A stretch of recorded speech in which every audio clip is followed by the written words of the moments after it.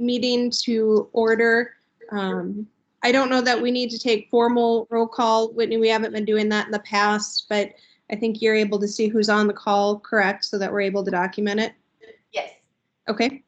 So you start each mission, as always, by reading the mission of the Human Relations Committee, and that is the purpose of the Bismarck Human Relations Committee is to create an atmosphere of inclusion, equality, and accessibility through education and outreach to recognize the value of a diverse community. So our first agenda item, of course, is the approval of the meeting minutes. If Whitney sent those out last week, so if everybody's had a chance to look over them, if there are no changes, I would make a motion to approve. Okay, was that Collie? Darcy. Darcy. Okay. Do we have a second? I'll second it. Okay, that's Shay. Okay, so motion from Darcy, a second from Shay. All in favor, say aye. Aye. Aye. Aye. All opposed? All right, the motion carries. Whitney, you did mention that Leah Hargrove is on the call. We don't have anyone else on for public comments, do we? Not that I'm aware of. Okay, then I think we can move right to item number 6, the Bismarck Global Neighbors Immigrant Advisory Committee. I see that there was some discussion on that at the last meeting. I was absent, but it looks like we were talking about having a list of common issues to be brought back to the committee, issues that immigrants face when they come to Bismarck. So I'm assuming today the goal is to evaluate those issues, and we can determine if it's a task we can address or if a different committee needs to be formed. So Leah, I'll toss it over. Thank you, Krista, and thank you, committee, for allowing me to be back today. And please let me know if my sound's not coming through and anyone can't hear me. I just want to apologize because I feel like last month I seemed unprepared for the meeting. And it was just because the question put to me at that time about my suggestion on what the committee should do to address the issues, it struck me unprepared. I appreciate your comment just now, Krista, that the committee would prefer maybe to take a survey from organizations like mine about what's going on and then decide for the committee what's right to do given the committee's mission and policies in place. Being able to provide that community survey, I just want to let you know that even in the past month since we've met, I've had significant issues working with new Americans in the community around language access. This is continuing to be a real problem. So language access, what that means is it's the ability of service providers or official agencies and sometimes even businesses to provide meaningful service in the client's language. Language access scales based on how many people you may serve from different countries or of different languages, the funds that you have that go along with it. But generally speaking, agencies that are government-based or service-based have pretty high requirements for language access. And the places that my clients have been having issues have been in those fields. So just this week, I helped a woman call a federally funded agency locally to ask about safe housing for her and her family. And she was hung up on by the person on the other end of the phone who told her to call back with someone who speaks English. And given what I know about that particular agency, it was a major violation of their federal language access policies. But I see that all over the community. I've also in the past week and past 2 weeks seen 2 instances of employment discrimination based on people's nationality. Just continuing problems, a continuing lack of interest by many in the community to learn about language access, to work across cultural and language barriers. And it's very concerning. And it's for the families I work with, it's very discouraging. And there's not really a go-to place in the community where they can take their concerns and say, hey, I think I'm being discriminated against because of my language or because of where I'm from. There's also not a place in the community for people to go to say, I'm not getting adequate service in the language that I need it in. And I would really like for the committee to take that into consideration, since you serve as an advisory to the city government on a larger scale, and to be able to let the commissioners know these things are going on and that we don't have an adequate city response. I should stop there first and just ask if you have any questions. I don't want to overwhelm anybody just because I'm coming from a place where I'm very concerned about my clients, but I know you have many different issues that you look at as a committee. But from Global Neighbors perspective, this is something that's increasing, and there seems to be no real push in the community for things to change for the betterment of our immigrant families. You know, I think it was probably about a month ago, month and a half. I've been out, so I haven't really shared it with anyone yet, but there was a person who recommended that this man contact me because of my affiliation with this committee. And there was an immigrant family, a Black immigrant family. I don't have their name, so I'm not sure how long they've been here, but they spoke to a man at church about how they had put in an offer on a home in North Bismarck, and it was a fair offer, and the house was very quickly taken off the market after they put this offer in, and they felt like they were discriminated against because these people didn't want a Black family living in their home. And they were very certain that it was about race. Of course, it's a civil litigation issue if they were discriminated against, so I couldn't really advise them on anything. I did provide them with your name or some names at Lutheran Social Services who might be able to put them in touch with the right groups for those kind of things. But there's a lot of issues there where there isn't a clear-cut answer. This is where you go for help when these things arise. So I think that really opened my eyes to the need for something more in our community. Just because with all the different groups that I've volunteered with, I've never heard of a specific resource that would address those types of things. So I think you're right, there's a need for language access, and how do we handle this discrimination? How do we keep it from occurring? How do we address it when it does occur? Leah, this is Brandy. I had a question as well.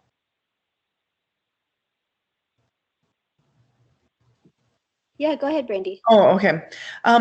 How do you, with the lack of a either hate crime or anti-discrimination ordinance, do you feel like if there was a push to educate the city commission on the need or the reasoning behind a need of one of these ordinances to hold individuals accountable when situations like yours are happening, do you feel like that would help on a municipal level? I know that some of the agencies that you're referencing to are absolutely state, and so as an advisory committee, we can't address state needs, but on a municipal level, even if there was a resolution or an ordinance set into place, do you feel like that could be something that would help move things along for the population that you're working with? Yeah, that's a good question. I know even last month it was brought up that some of the things I was talking about are out of the jurisdiction of the city. I think it's really important, though, to note that municipal government responses and priorities set the tone for how things go locally. So when local people see that city leaders city agencies maybe are not making a big push to value New American issues or include New American representation in their decision-making bodies, the message transmitted to the community is these are invisible people, and invisible people can be taken advantage of. That's what I see. And I also feel like even when I confront agencies or individuals who are causing these things, there's not really a pushback because they're not seeing that people who are in power care about these things or are advocating for these things. So even if the city in particular can't, it can't mandate things about what happens at state or federal agencies, but shows that hey, this isn't okay. Hey, we value, at least in the places we do have control, language access. And also even in your committee's mission statement, it kind of talks about kind of nebulously creating this environment where people can thrive and are equal and are welcome. I think those soft things matter. It might not be a law you can enforce, but I think they send a message for how things should go in our city. And people respond based on what they think they can get away with socially or not get away with. So yeah, I think, Brandy, that it certainly wouldn't hurt to have a local level value and emphasis on diversity, equity, and inclusion trainings or priorities or whatever. Krista Manisha has her hand up. Yeah, Manisha, go ahead. Thank you. Hi, Leah. I have a quick question for you, and my question really stems from my ignorance about the process. I do agree that I have experienced just things that you said right now, because when I moved new and I was not very fluent with the accent, there were times when I had to go back and I was just told outrightly that, hey, you need to go and figure out what you want so we can help you. It wasn't the other way around, which I was able to overcome. But my question was, is this really stemming from not having enough individuals who could help with language accessibility, or is there something else that's there? That's my question. That's a great question. Thank you. In some circumstances, it can come from, we just don't have the staff or the funding to provide language access, so you need to find somebody. But the only time that I really feel that's appropriate is if you're looking at a really small shop. So, I mean, even Global Neighbors, like we're a staff of one, we know that we're going to be serving people who don't speak the languages that we have on staff. So we set aside and budget money to serve these people well. And so we should be seeing that across all our big sectors. I do see it done really well in education and in healthcare. I do not see it done really well in a lot of other service provision, employment services, things like that. I think it's kind of a two-part in one. Immigration and all these different languages are very new in the community, and the native North Dakotans or people who are born in North Dakota just aren't used to working with it, aren't familiar with how they should approach it well. It's also, I think, an attitude that comes from not having experience being a new person yourself or having been a minority, to push that problem back on people and to not have to deal with the extra workload. And that part is what's unjust, and that's what the federal government has a lot of laws in place to protect against.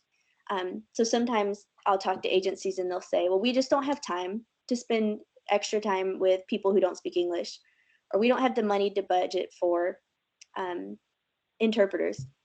But that wouldn't be okay if they said we don't have the budget to put up a handicap ramp to get into our building. We don't have the time to help somebody who's deaf by putting our information written so that they can read it, right? There's this idea that low English is a immigrant problem and an immigrant responsibility. And yes, like people who come here should be learning English and they should be working on it. It takes a very long time to learn a language though.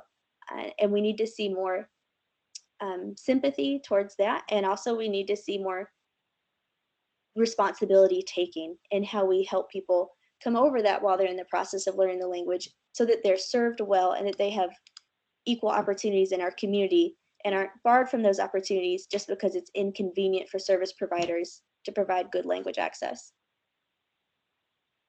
Leah, have you heard of any trainings specifically, if we were talking about trainings, promoting language access to local businesses, for example?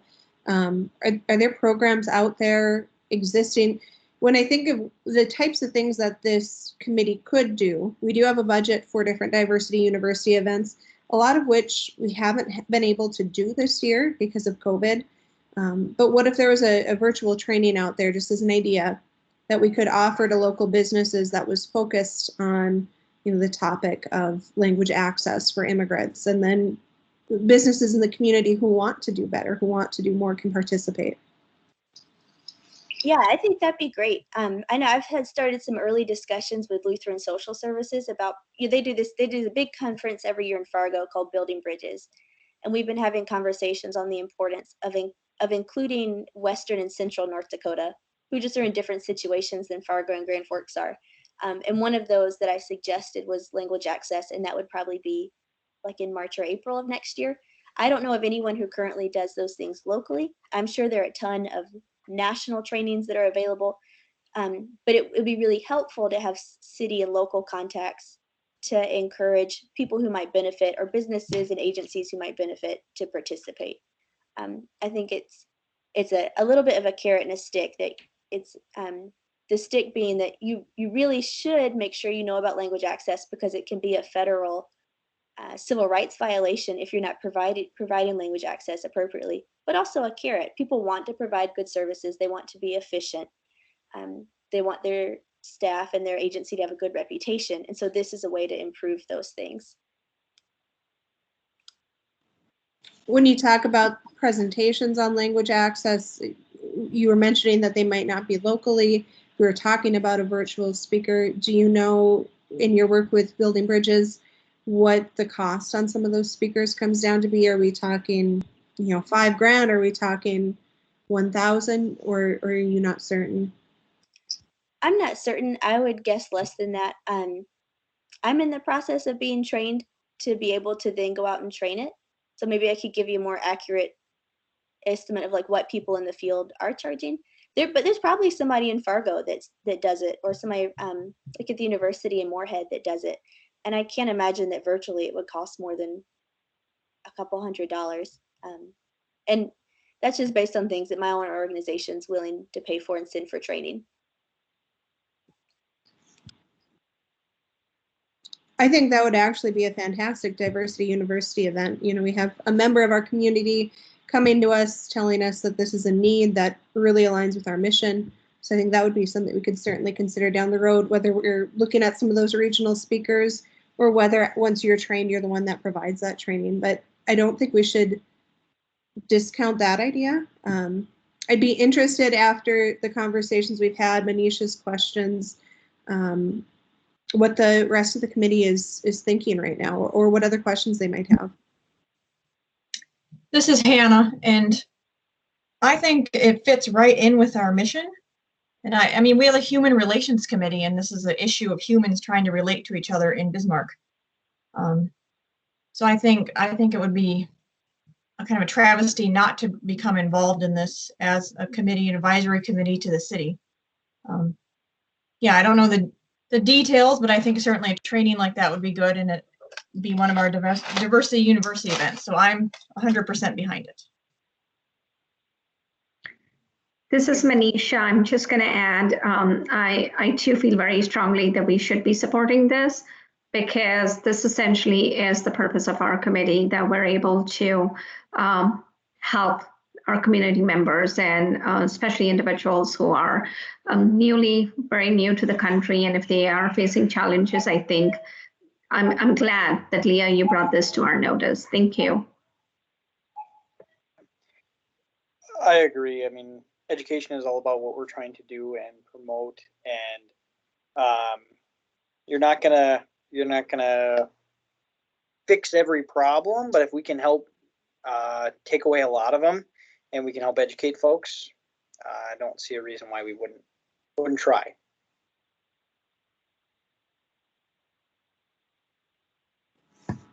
And I think, Shay, you kind of touched on that too. I think in previous conversations, we talked about the city's ability to regulate different businesses and language access.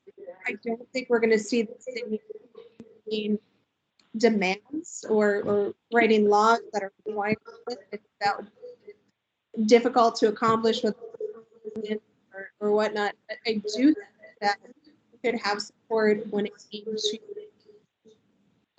Sorry, I'm a little here. See if that helps. I do think that we could have some looking at doing events, educate those things. I think that starts. You want the business to take it on by the way. So I think that's probably the best way to start, is to raise awareness of the issue before we dive too far into it, and see if we can get some people to come on board voluntarily. And maybe there's a way that we can acknowledge or celebrate those who do, for their work. Yeah, we're not here to police, but we're here to educate, and I think it's a better approach for us to take, for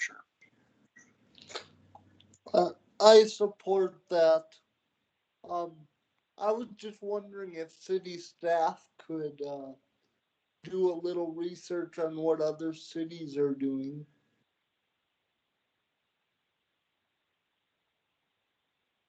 Trevor, how do you mean? What cities are doing for education? Or Yeah, and just how they're doing it, because I think we could make a model out of it, I think that would certainly, if there are other cities doing this, that would be a great place to start. I don't know how many other cities are going to be doing the education. Whitney, can you speak to that? I think what Trevor's getting at is that kind of like not duplicating.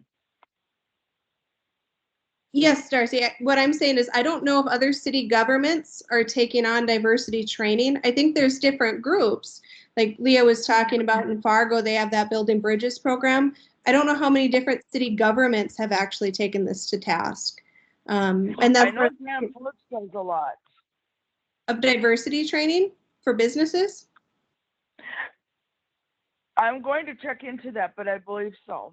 Okay. And Whitney, if you want to reach out to Grand Forks and ask as well, I think that would be great. I think Leah could probably provide us with some good input from the Building Bridges program too, if we would like. Leah, are you able to share any of the things you've learned there? Yeah, I mean, that's a big, wide-reaching thing about refugee and immigrant issues. I'd be happy to talk on it. As to Trevor's question about what do other cities do, and I realize that we're in North Dakota. I lean a lot on the example of Portland, Maine, because they're very similar demographically to Bismarck, both in racial demographic, size, kind of rural population. Their city has a committee that's specific. I think it's like the Refugee Policy Committee, and it's made up of new Americans. And they report directly to the city commission about immigrant and refugee issues. So yes, some cities take a really bold stance on these specifics. And that's just something to consider. It might be a bit of a stretch for a North Dakota community, but I think it works really well in giving specific populations a voice instead of lumping them all together in like a vulnerable people's commission. Kind of like one size doesn't fit all.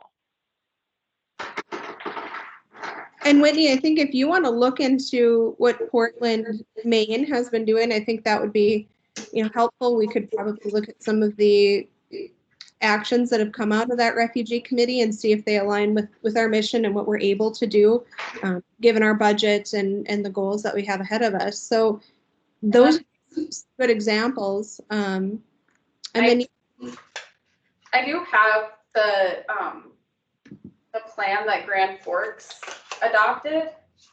I have that downloaded and I can send out to the committee.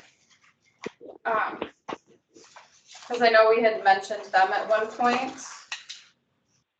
It's the Welcoming Community Roadmap. I also found that St. Paul has a limited English proficiency plan. So I can send that to you guys as well too, just as an update. And I made sure that each department had a copy of this too. All of our city employees have access to an interpreter through telelanguage. That's something that the city pays for, and I know every year part of our Title VI training, they try to incorporate things like that. One year it was on, different languages and using that telelanguage throughout each department. So we do have some of those things available. Whitney, are those more focused on city staff and the language access within city buildings, or is it community-wide? It's for city staff community-wide, I would say. So if somebody's out, inspecting fire hydrants or whatever, each fire truck has one of these interpreter cards. So if somebody doesn't understand what you're saying, they get the card out and then they can call and have a translator right there. So that's something that we do implement throughout the city. I don't know if that's, I just want to let you guys know that we do have that option. I talked with Janelle and she said that the state agencies should be using that as well. If they're not, that's maybe something that their human resources department should be made aware of.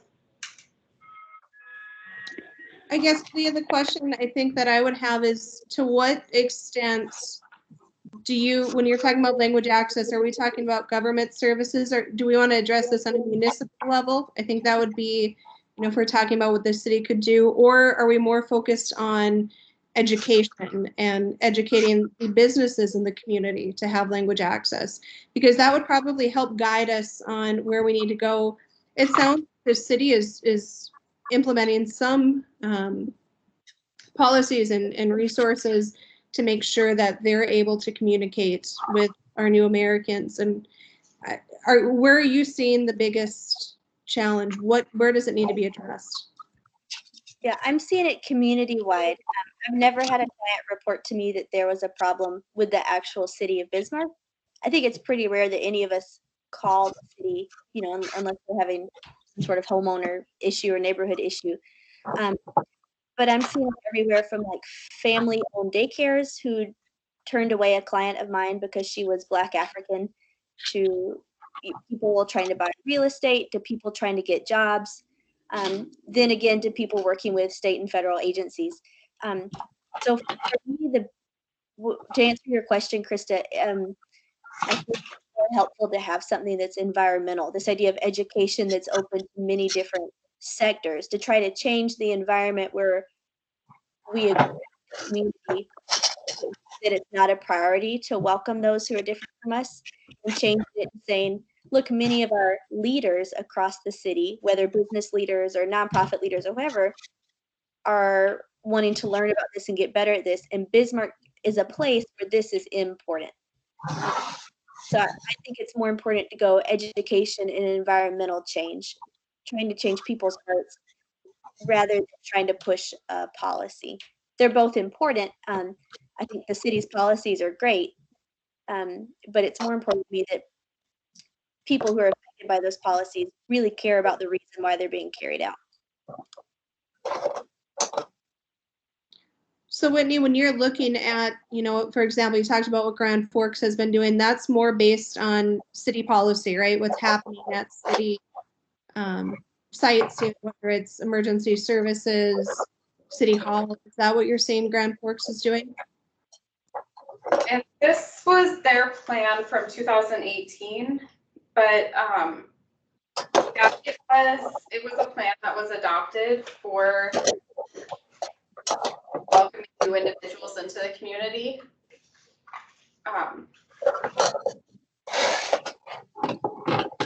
I don't know that the plan is in effect currently. That's something that we could reach out to them to find out, or how it's working. Leah's got her hand raised. Yeah, I was just going to call on Leah, but before I do, there's a lot of feedback coming through. It's like somebody is rubbing against the computer or microphone. When you're not speaking, if you could mute your microphones, that would be great, just so that we don't get so much feedback. Leah, if you want to go ahead. Thank you. I just wanted to speak to the Grand Forks welcoming plan. It's something that's it's a possibility for Bismarck. It's an incredible plan, and I was fortunate to see city representatives present on it at a Welcoming America convention in Pittsburgh, Pennsylvania in 2019. They applied for and received a technical assistance grant through Welcoming America to develop this really big citywide plan to make the city more welcoming. And it wasn't, in Grand Forks' case, it was not designed specifically for immigrants. It's a big part of it is immigrant and refugee, but they also included ways to make the city more welcoming for young military families so that people are less transient, would stay in the community, and LGBTQ families. It's an amazing plan with a lot of cross-sector support and participation. And it came with, I think, a $20,000 or $50,000 technical assistance grant from Welcoming America. And it's something that Bismarck could apply for. Whether or not the city commission is amenable to it, I don't know. I would really encourage you guys to look into it though, because it's an amazing program, and the cities that go through and complete these plans really have a lot of support and accomplish a lot of things. It does not have to be immigrant specific. It's about making your city welcoming and hospitable to all sorts of different groups of people. Whitney, are we able to seek grants, or would we need to have a partner to do that as a committee?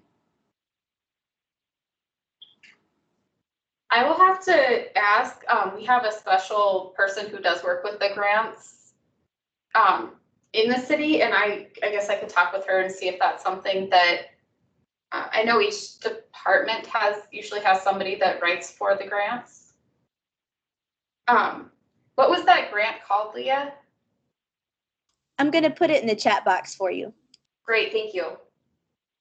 Whitney, if you could bring information, if you could send out that Grand Forks plan if you have it, and if you could bring information on that grant and whether or not it's something that we can seek out to the next meeting, that would be great, because then we could dive deeper into that and what that might look like and if it's an option for us to take on. Any other further discussion about applying for that grant? Do we want to hold that discussion till the next meeting until we have more information?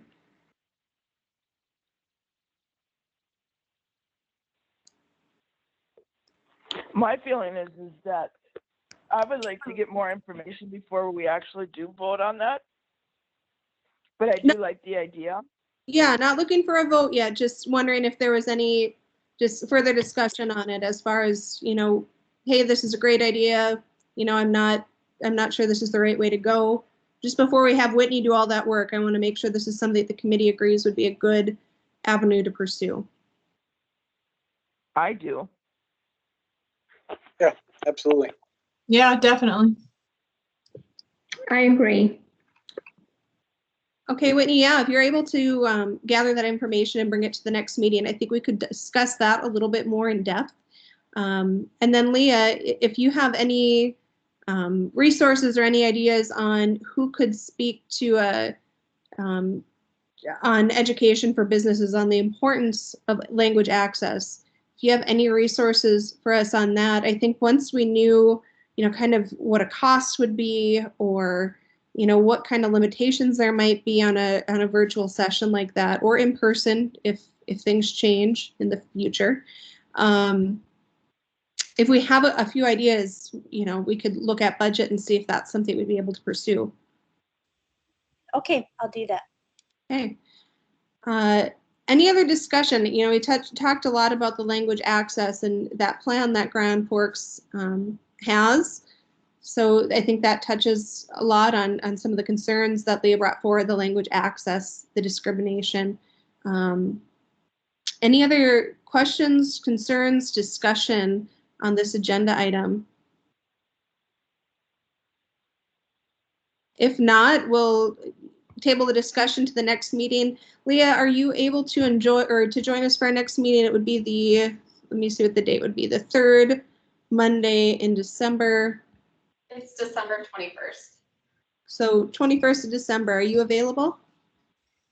I can be. Would you want anything, just to give me time to prep, would you want anything more from me specifically other than suggesting language access training and answering your questions? Is there anything else I should prepare for?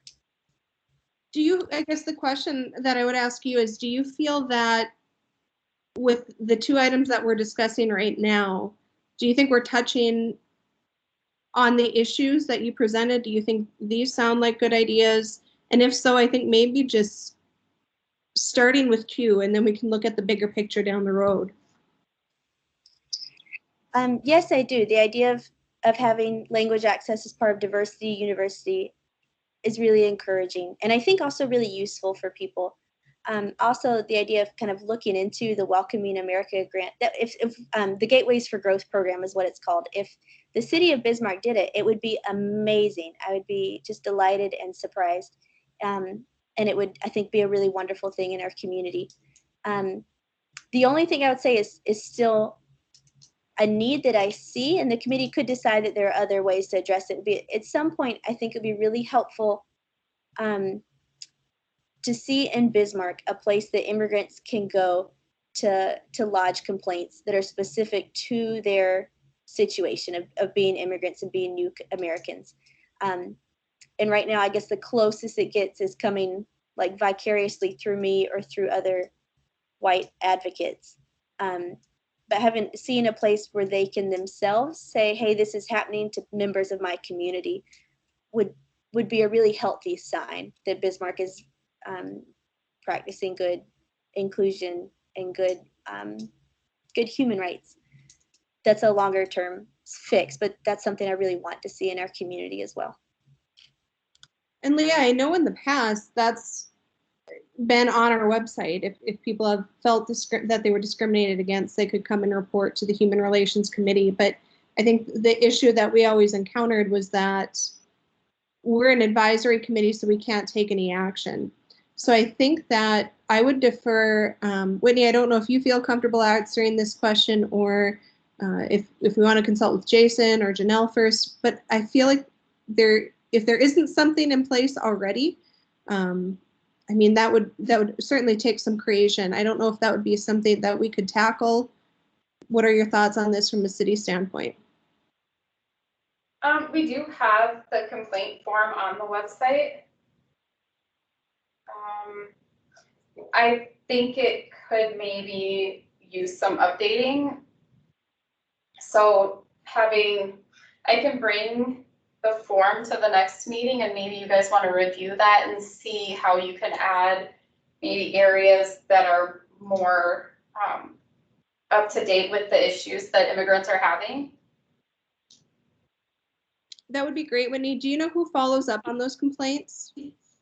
It would be our office. We would reach out to other departments. So is that only if they've been discriminated against through a city service? You know, I haven't looked at it too closely, honestly, but here it is. It wasn't jumping out at me.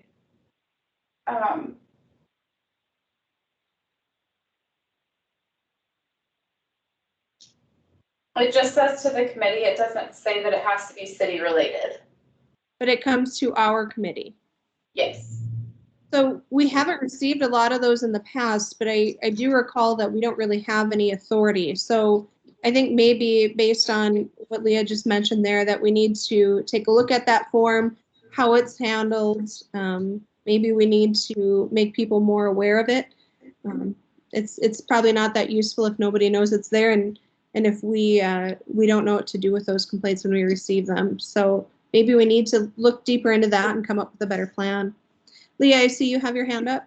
Yeah, I just wanted to point out that I think your form is a really good example of language access in action. And I appreciate what you said, Krista. Like one thing, it's not very helpful if people know it's not there. A lot of the families I'm working with would find no benefit in the form. First of all, I'm sure it's in English and would require a reply in English. Second of all, a lot of new Americans are not as tech savvy, particularly adults over 30, and do not have access to home computers. So it would really be quite cumbersome to locate the form, read and fill out the form, and find some way to return the form to you. So just like, not to pick on the city, this is how most things work, but just an example of how things that are designed for middle-class families, particularly English-speaking middle-class families, will never reach the families that really need to use them. That's good feedback to hear. I mean, if we're trying to adjust this to make it more friendly for our target audience, we need to know some of those things.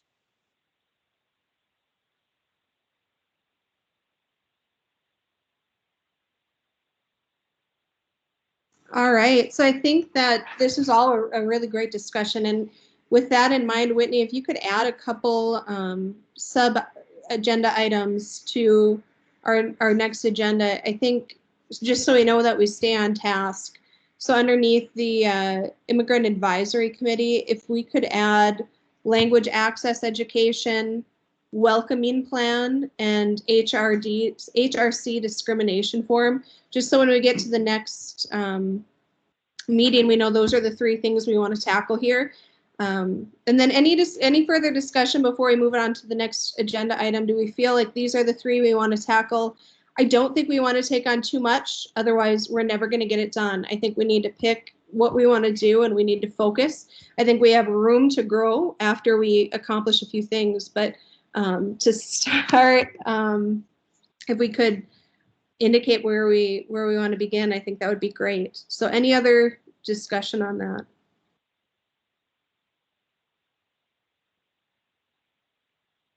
All right, hearing none, I think we can move on to the next agenda item. We'll review the new information that we received from Leah and Whitney. If we receive it ahead of the meeting, please review that before the meeting so we can really discuss it and start moving forward there. But if we have that all by the next meeting, I think we can start a plan of attack. So now I just got to get back to my agenda. So the next agenda item is the Advancing Racial Equity in Your City. Brandy, I believe you're taking the lead on that. Do you want to give us an update on where we are? Yeah, I know you weren't here at the last meeting, but one of the things I had discussed was having the need for the committee ourselves to receive some training so that we can continue navigating these conversations in a way that the city council may better understand why we are bringing these sort of suggestions to them. And so I provided just a really brief document because I didn't want to make it too wordy. But in that document, I've reached out to a couple different individuals as well as organizations. And what Jason had asked was for me to provide some options that could be accessible for the committee that would be short enough that we could just do it for one of our, essentially one of our meeting times. So it wouldn't have to be outside of it. And so that it wasn't something that was necessarily over time consuming or that was something that was unattainable when we're trying to move forward with some of the agenda items, especially with things that are Leah is bringing up. So you're going to notice that I actually have 2 options. I just didn't number them. The first one is the LGBTQ plus cultural competency training. So I spoke with the president of Dakota Outright, and I'm actually working with them right now to provide LGBTQ plus training to the Bismarck Police Department. And for the training there, it's actually going to be over the course of 3 quarters. But what we would do is actually condense it down to about 20 minutes of just kind of the general broad overview. I also spoke with Angel Monez, and she's been doing a lot of education and training on the Indigenous population and the intergenerational trauma specifically related to our state and then the Bismarck Mandan communities. And then also Leah, of course, who just spoke on providing additional information on refugee and immigration related issues. So as you can see in the brief description, really what this one training would highlight is some recommendations and research, kind of what Leah provided with some of those links. We would actually be able to suggest for these links and policy suggestions and procedures for all 3 of these areas, and then also just leaving the training better equipped as a committee to approach the city council. I don't know if anyone has relationships with the city commissioners or if they've paid attention to agenda items, but sometimes, and especially recently, there can be a lot of opinions and there can be some some pushback, especially when it's coming to conversations that make people very uncomfortable. So as a committee, if we are approaching the city commissioners, I want us all to feel that we are equipped to navigate the conversations appropriately so that it doesn't feel like we're coming at them from a place of judgment, but a place of empathy and support. The second piece and second option that you're going to see is from the Humanities Council. And I went through one of their month-long trainings back in August. This was a 4-week training, and I put this in here just because I wanted to make sure that the committee had an option to be able to review and know that is available and accessible to us as individuals. So this will be available come mid-December to register. It is maxed out at 25 individuals. It starts in mid-February, and it is a 10-week consecutive course. And it's 1 day per week over the course of 10 weeks. But you'll see what it highlights. I got this directly from one of the staff members from the Humanities Council, and she just kind of briefly outlined what it specifically addresses and who the trainer would be. I'm not suggesting that we would attend that as a committee because I think that would be a little complex. And with Robert's rules, I don't even know if that would be considered like a special meeting if too many of us did attend. But I did want to make it available for the committee to know that this is something that I think is relevant to our needs as a committee to, again, better navigate these conversations. These conversations are challenging. And even for us to approach the city commission and say, we need to better provide language access on a municipal level. We don't have any anti-discrimination ordinances. We don't have any hate crime ordinances. So it's really, really challenging to prove that this is even happening on a city level.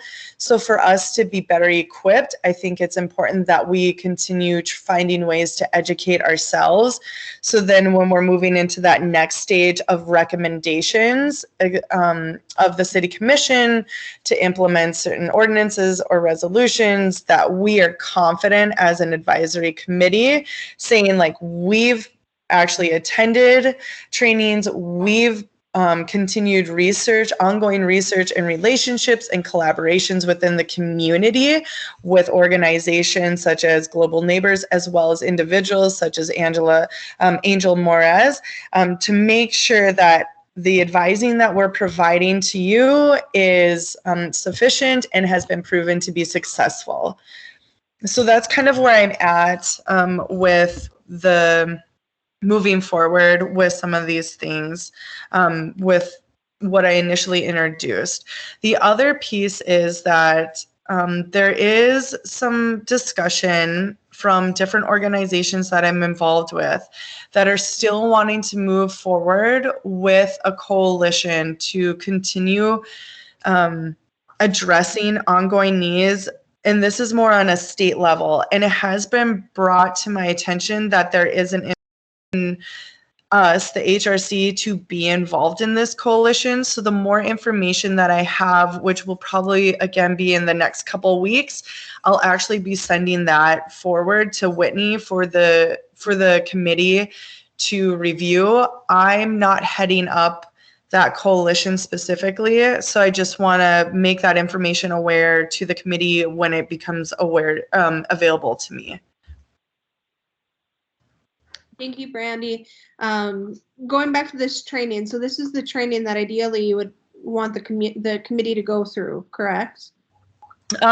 So the first one is more of just kind of 3 different groups all lumped into one so that it's within an hour to 2 hour time frame, which is what I felt Jason was requesting when looking at some opportunities for us as a committee to be trained, so that it wasn't outside of our normal times being held, and so that it wasn't considered like special meetings that we were needing to have. So that's why that first option is kind of a combined unit. Now, those options are actually available as individual trainings as well, but it would take longer than just an hour or 2. Does that make sense? Yeah, no, I got a little confused when you were talking because at one point you talked about it being 10 days. Oh, okay, so that's the sorry. So the first option, I'm sorry I didn't label number one, number two. So the second option is the Humanities Council with Amina, and I can send over more information. I can reach out to Sue and get more specific information. So the Humanities Council is the 10-week one, and I added that in there just because I think it's important for us as committee members to be aware of that this is going to be available to register for in mid-December. What I'm suggesting for the committee, or an option that might be more feasible for the committee as a whole, is the first option of the LGBTQ plus cultural competency, where it's 3 different trainings essentially lumped into one that would be 1 to 2 hours versus the 10 weeks. Sure. And that 10-week course, are they, 1 to 2 hour sessions? I don't have that information, but I can absolutely ask. Okay. Yeah, I'll make a note of that just to follow up with Sue about the length of time. So she doesn't have the actual dates yet of when people can start registering. She just told me mid-December, and she doesn't have specific dates of when it would actually start. She just said February, March timeframe. And so I didn't want to provide any information that I wasn't clear on, if that makes sense. No, certainly. I was just thinking that touching on what you said about level of commitments, kind of the timing. Certainly, as a volunteer committee, we can't require people to attend or expect people to attend if it falls during work hours. Yeah, so absolutely. To check, but Humanities Council, I assume, would be doing most of those in the evening as well. But the first one that you mentioned that you thought would be 1 to 2 hours, that, just to be clear, that would fall during our regularly scheduled meeting time, and it would be limited to 1 to 2 hours, correct? Correct. And I already spoke with Angel and Leah and about this being something that they would be willing to commit to, and making sure it was within our time frame that we allot as a committee, and both of them have agreed to participate in that training. And then because I myself am being trained with the Dakota Outright, or the LGBTQ piece of it, so that's why it would be the 3 of us hitting on those 3 areas as it's outlined: queer identity, Indigenous individuals, and refugees and immigrants. We each would have about 20 to 25 minutes to try, and then having Q&A at the end. And then we'd provide any sort of materials that were necessary for each piece that we're presenting on. And then if there was a need or a request for follow-up information or additional training, we'd then schedule that out with the committee to make sure that it wasn't going over the time that we usually have these meetings. Thank you for looking into all that, Brandy. I think I'd like to open it up for discussion to the rest of the committee. A couple things that I think we need to hit on. So we have a lot on our to-do list right now. So I think we have to prioritize what we think is most important. We don't want our agenda to be so long that we can't get through it in a meeting, and we don't want our tasks to just sit there and cycle. I know that in past committees I've been on, sometimes it takes a year or 2 to finish one thing because we have so much in the hopper. So the things I think we need to discuss is, 1, do we want to dedicate a full meeting to go through this training? I do think it's relevant. It's just, I think we need to determine as a committee what our priority is. And if we do, how soon do we want to commit to that? So those are kind of the items I think we should discuss, is how much do we think we can take on? Do we all agree this training is important? And when would we want to conduct the training? So I'll open that up for the committee to discuss.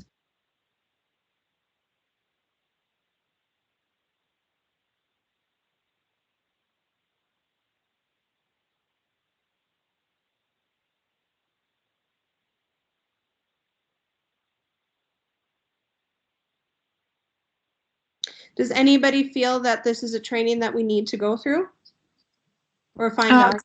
This is Hannah. I think it's important. then I think it'd be easier to do it during a meeting than to try and find another time. That's for sure. Regarding the training.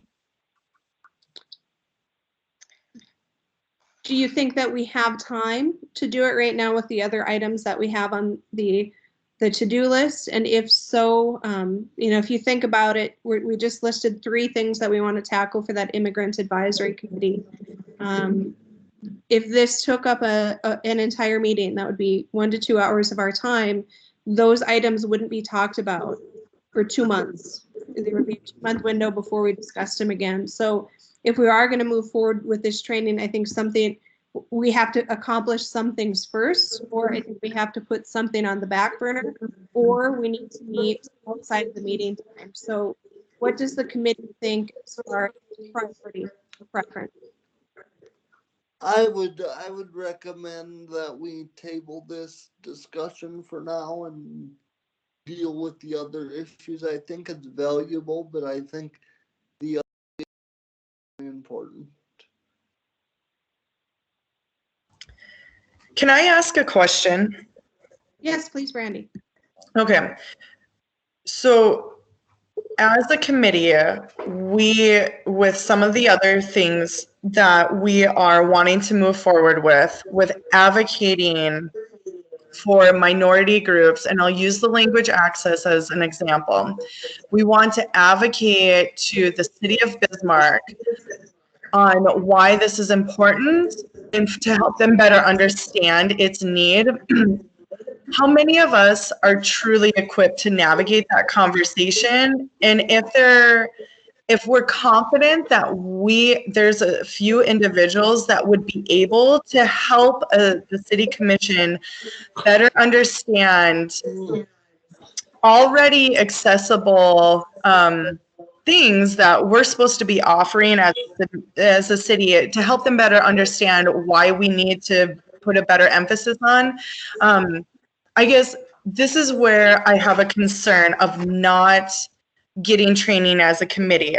Over the past couple months, I've heard language in conversations used that have been maybe not the most appropriate. And also when I think about who serves in our elected roles, I find it, I really believe we're going to find it challenging for some of those elected individuals to really understand an issue that we're trying to bring to the table, because it's not an issue that they face. And so I just really want us to be confident as a committee that we're going to know how to navigate any sort of pushback that we will be receiving. Brandy, I think that you raise excellent points there, and I don't think anyone on the committee would disagree with you that this training would be very valuable to us. I think our biggest challenge is, just a reminder, if you guys aren't speaking to the phone, there's a whole lot of feedback here. But I think that the training's definitely very important. I think the challenge we run into is it's 6:17, 6:15 right now, and we still don't know what we want to do.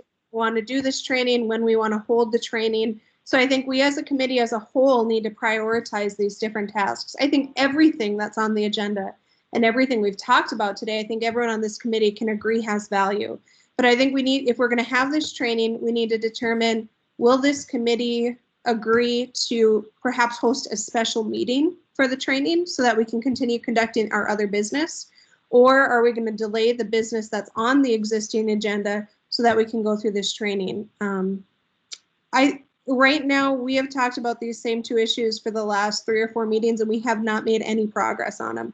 So I think that before we add too much, we need to determine our priority and how willing we are to participate outside of committee time so that we can ensure that these tasks get done.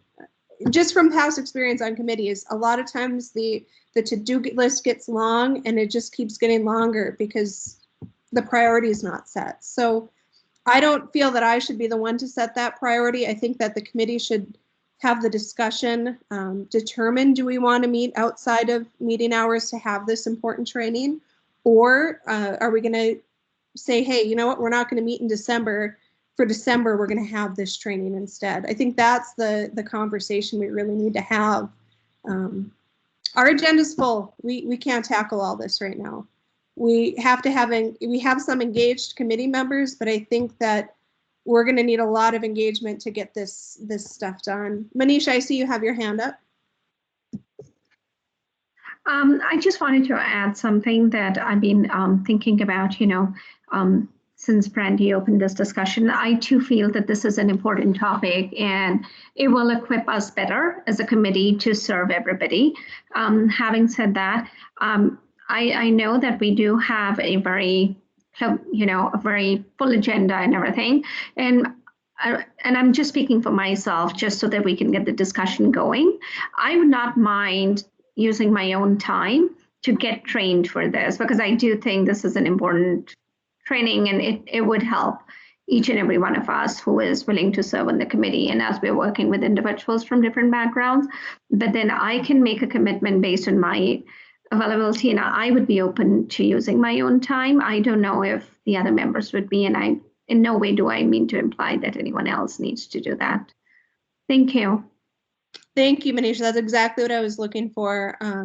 Where does everybody else stand? Is this something that you would feel comfortable doing outside of committee time? If we were to take this training on, we would hold a special meeting, 1 to 2 hours of your time, and we would just go through the training.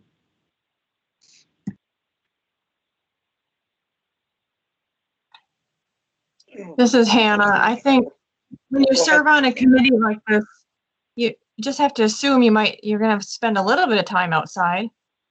I mean, that's why you join this committee. You're dedicated to change, positive change. When I've been doing those talks, or Manisha and I are working on Cultural Cooking Club, I mean, things have to happen outside the meeting. So I'd be for watching it outside also. Yeah, I don't mind doing a special meeting. My professional plate is pretty full right now, but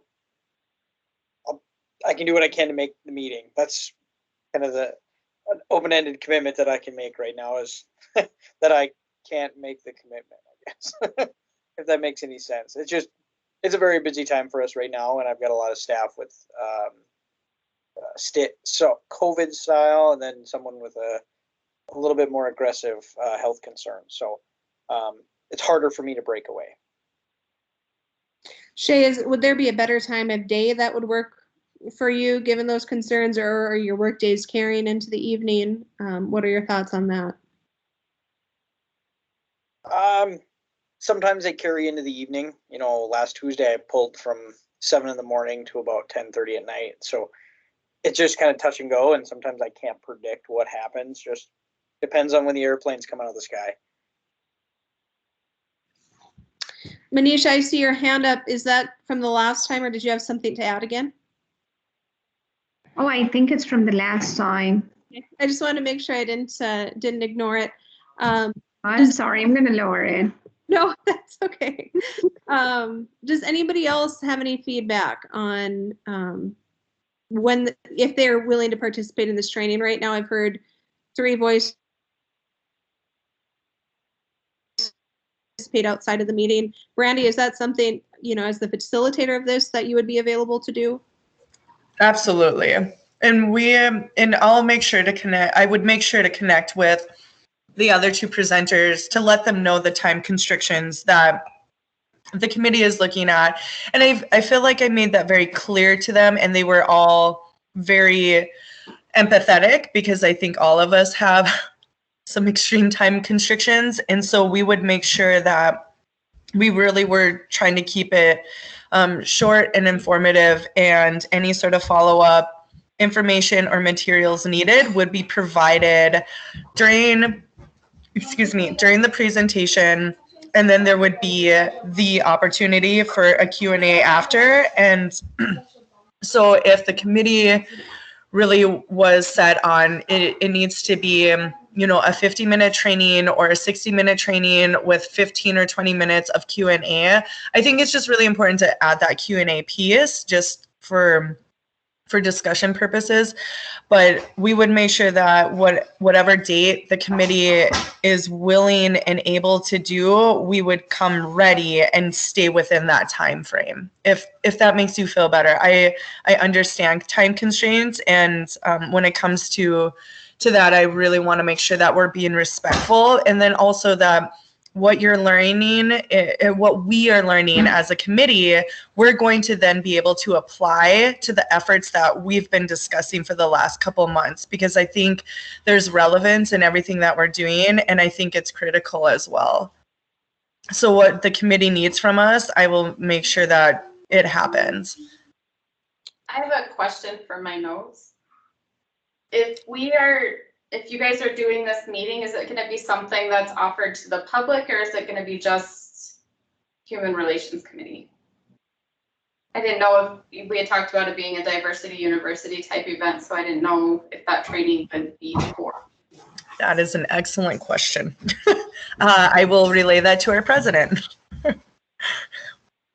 Randy, I think perhaps the best way to approach this, I think we've had a fair amount of the committee indicate that there's interest in moving forward with this, and that this would be something that we would do outside of our regular meeting time, just so we can keep the agenda going.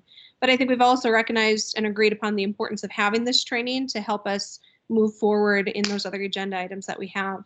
So perhaps the best thing to do to keep this moving forward is identify a few dates that this could be made available to the committee. And if you could bring those to the next meeting, and we could maybe schedule a date based on the best ability of the committee. With that in mind, I think we'd be looking into January probably, given our next meeting is right before the holiday. But if that's something you'd be able to do, I think then we could really kind of get on track with scheduling this training for a time that works best for everyone. I think the biggest challenge is with any volunteer committee, you kind of run into that, we're all volunteering our time, so we have to have realistic expectations. And I think by giving options, it might make it easier for people to attend. Yes, Brandy? We were kind of thinking January or February so I'll reconnect with the other individuals that are listed. But if would you want dates from both of those months, or would you want it just January or just February? Why don't you give us dates for both of the months? I think that if we have a couple different dates, that would give us a good opportunity to probably move forward. You might give us 3 dates and it doesn't work for more than 2 members of the committee. So maybe January and February, give us as many dates as you can. Okay. It means that this hour is probably good. The 5:15 to 6:15 on Mondays. Okay. Because 1 day a week, the committee members have that reserved, but you might have a couple other days in there too, based on availability, because we don't know what our committee members will have. So give us as many dates as you can, Okay. Maybe give us at least 5 to 10 to choose from. Okay, I'm taking some notes so I can make sure that I have those provided. Would it be okay to send those, if I am able to come up with those dates, would you be okay with me sending them before the next, so that Whitney can send them out early, or do you want me to just bring them to the next meeting? I think whatever you prefer. I think Whitney could probably send it out as a doodle poll, and we could determine that way, and then we can schedule it at the next meeting, as long as that doesn't violate a open meetings issue, Whitney. No, we've had to do that recently.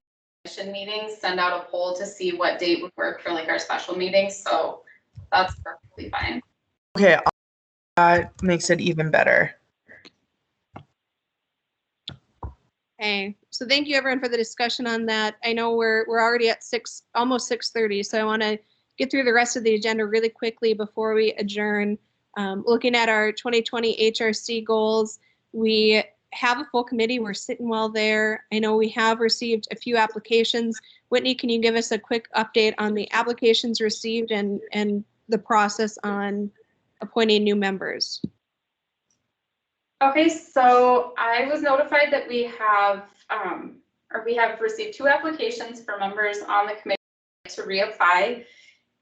And I think I gave the mayor a total of 7 applications today to review, including Manisha's and Darcy's. So he took the list and took the applications and said he would get back to me with his determination for that 3rd position. And then as soon as I've heard back from him, we'll get that on the agenda, and hopefully we'll continue into January with the full committee. So we'll have, we have 3 positions that will be vacant at the end of January and 2 committee members who have chosen to reapply, correct? Correct. Okay. Thank you, Whitney. Let's jump to student liaisons. Manisha, can you give a quick report on where we are there? I do not have anything to add. I'm hoping, Whitney, you received some applications because you were the one who's going to receive them, right? Right, and I received a couple inquiries from the principal at Century High School. And then I sent it on to, Manisha had a contact that she wanted me to send the advertisement on to. I have not received any applications as of today. Thanks, Whitney. And the due date was November 13th for that. And we extended this was our 2nd extension, right? Correct.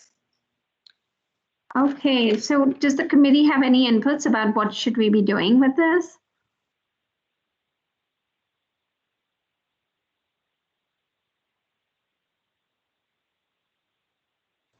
You know, it is a difficult time right now with COVID. Do we think that that's maybe why we're not seeing the applications coming through? Do you think we're not reaching the right audience? Go ahead, Brandy. I do think COVID has played a role in it, especially since there's been so much back and forth and now there's a cancellation. And granted, this is really recent, but I don't know if even some of the groups that would normally have received these applications are actually median, because I know that my son's, he goes to Horizon, and a lot of their clubs are either virtual or they're postponed or they've been like really hit and miss.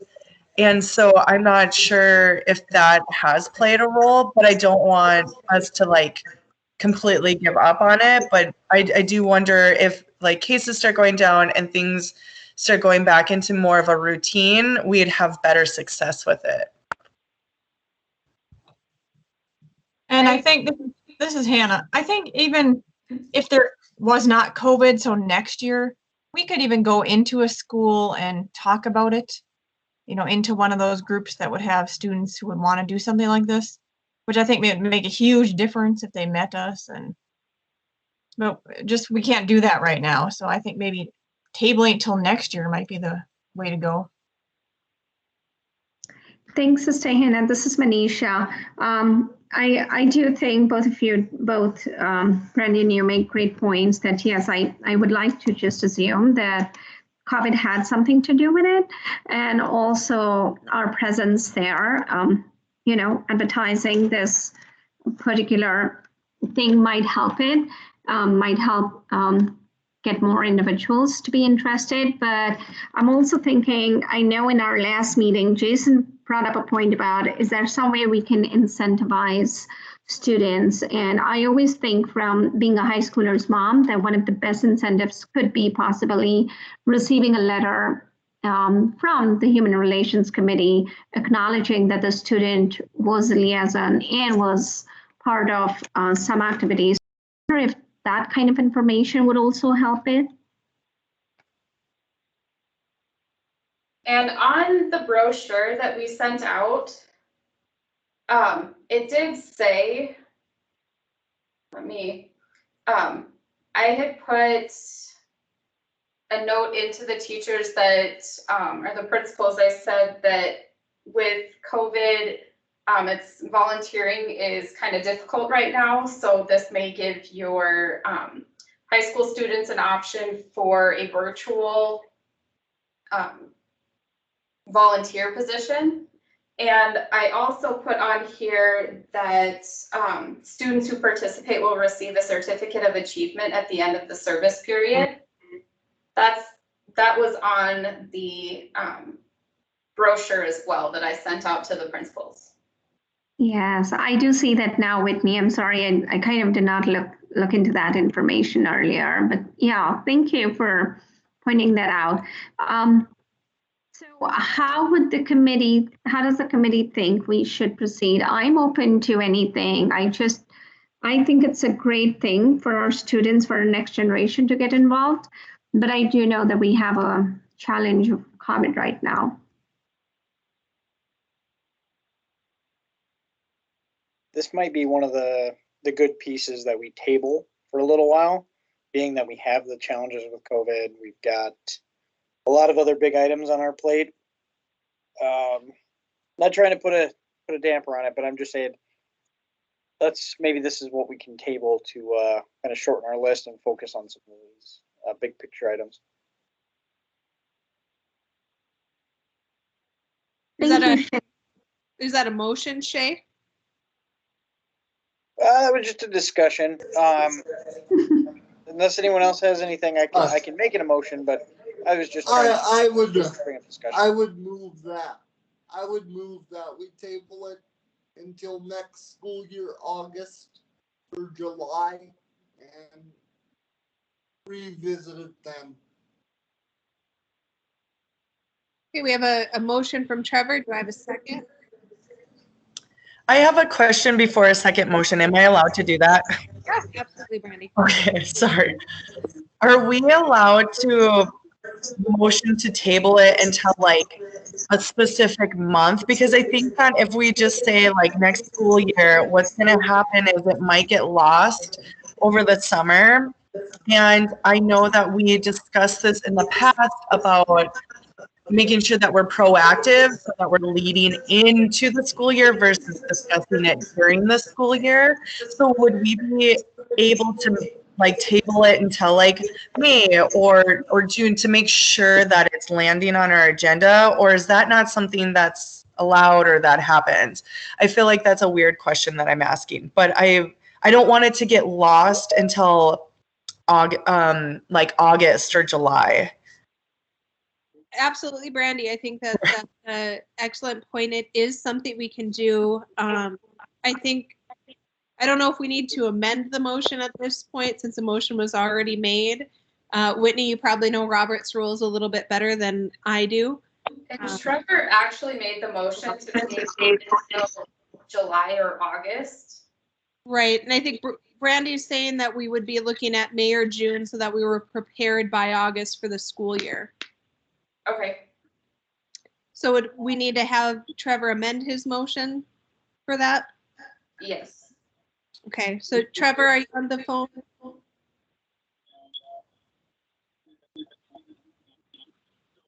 He is on right now. Let me unmute him.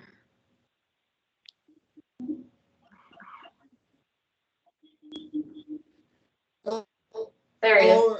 Can you hear me now? Yes, we can hear you, Trevor. I was thinking the summertime more because they get out in May, so we really can't do much.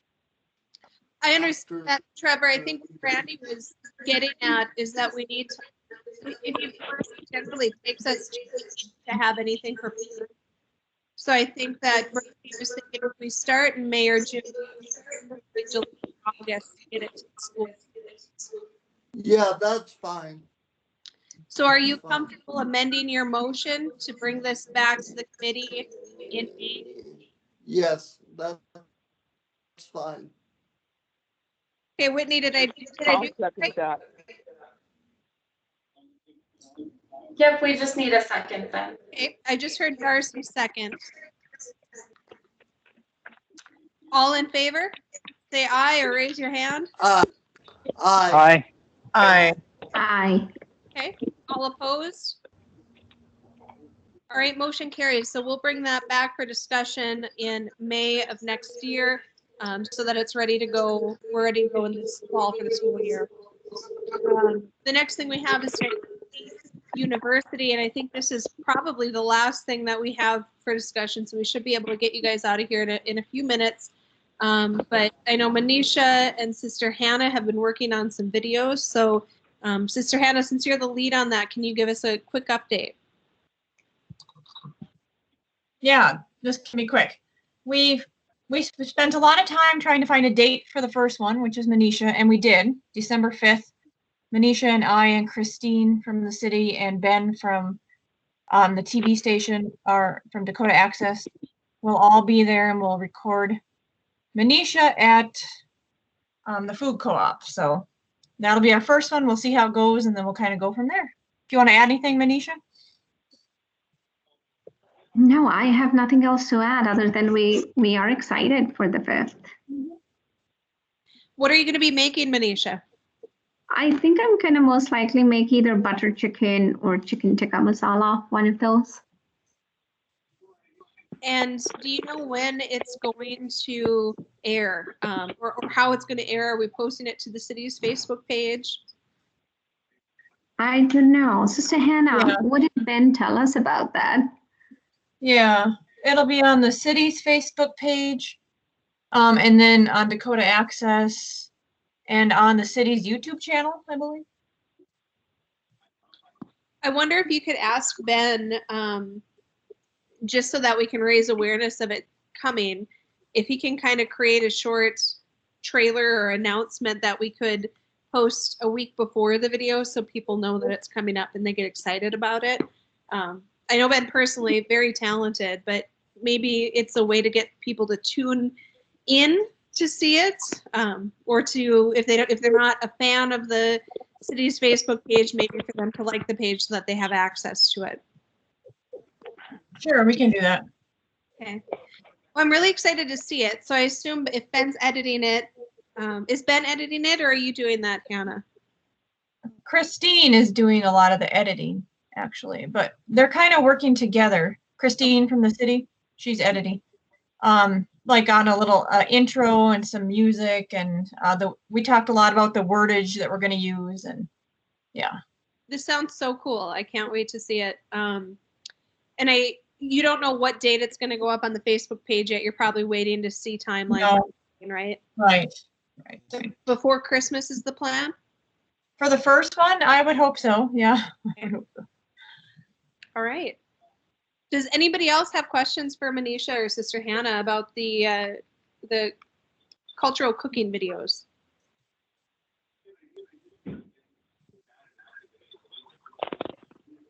I guess one question I would have before we move on, Sister Hannah, is do we have a title for these, like a name that we're going by, or theme? Cultural Cooking Club, I think is what didn't we do, Manisha? I think. Yes, that's what we decided on. Cultural Cooking Club, CCC. Very cool. All right. Any other questions for Manisha or Sister Hannah? All right. One thing that was brought up in our discussions with like Christine and Jason was that we need to outline the cultural significance of the meal that we're making. So maybe just keep that in mind, as maybe it relates to like a special gathering or things like that within the culture. That way They're we're going to be related to holidays. Yeah, they'll be related to holidays. Okay. And as they're cooking, they'll be explaining it. Yeah. Do you want to add anything, Manisha, to that?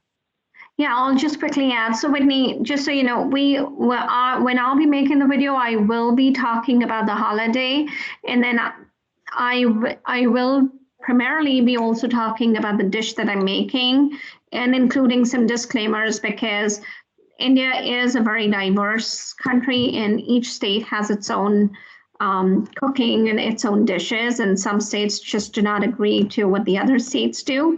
And so I'm going to include that bit of information just about how it could be very state specific. That sounds fantastic.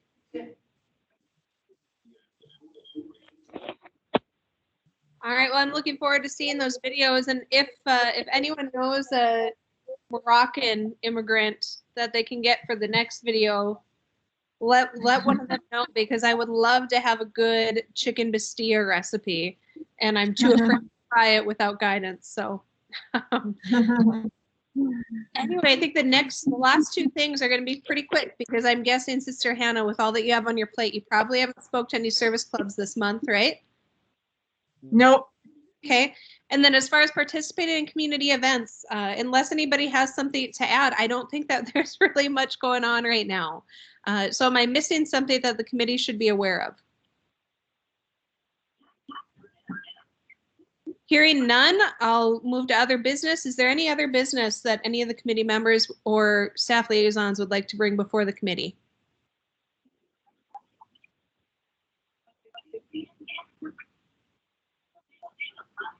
Hearing none, I would accept a motion to adjourn. I'll make a motion to adjourn. Okay, motion from Darcy. Do I have a second? One second. That was Brandy? Me, sorry, Britton, that was me. That was Brandy. Okay. How do you not know? No, I'm kidding. Thank you, Brandy. So a motion from Darcy, a second from Brandy. All in favor, say aye or raise your hand. Aye. Aye. Aye. All opposed, same sign. All right, motion carries. Thank you, everybody. We are adjourned. Thanks for being here today and staying a little extra so that we could get through the agenda. Whitney, I'll stay on the call if you want to go over next month's agenda, but otherwise, I think everyone's good to go, and have a wonderful Thanksgiving, everybody. You too. Yeah, you as well. Thank you. You as well. Bye-bye. Bye.